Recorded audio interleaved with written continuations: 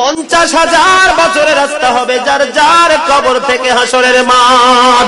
ফুলচেরাতে পুল হবে 30,000 বছরের রাস্তা। আমার উম্মতগুলো কিভাবে রে পায়ে হেঁটে তারা অতিক্রম করবে?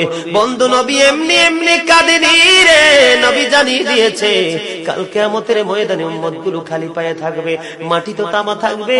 ও বন্ধু, তাদের শরীরে কোনো পোশাক থাকবে না, উলঙ্গ অবস্থায় থাকবে। এবং মা আয়েশা প্রশ্ন করলো, গো প্রাণের নবী, জানতে মনে চায় নবী গো, এই যে আপনার উম্মতগুলো উলঙ্গ অবস্থায় খালি পায়ে সবাই থাকবে গো নবী, তারা কি নারী পুরুষ একসাথে? কয় হ্যাঁ, নারী পুরুষ একসাথে। তারা কি কেউ কারো দিকে নজর দিবে না? এবার আমার নবী বলেছে, আয়েশা রে, কেমন করে নজর দেবে রে আয়েশা? বন্যার পানি যেমনি প্রবল বেগে বৃদ্ধি পেয়ে পৃথিবীর মানুষগুলোকে গ্রাস করে ফেলে, কাল কিয়ামতের দিন এই জাহান্নামের আগুন মানুষের দিকে বন্যার মতো প্রবল বেগে ছুটে এসে মানুষকে ঘিরে ফেলবে।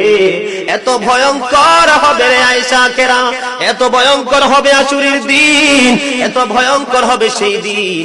আর সেদিন এত বিপজ্জনক হবে, একটা পুরুষ আর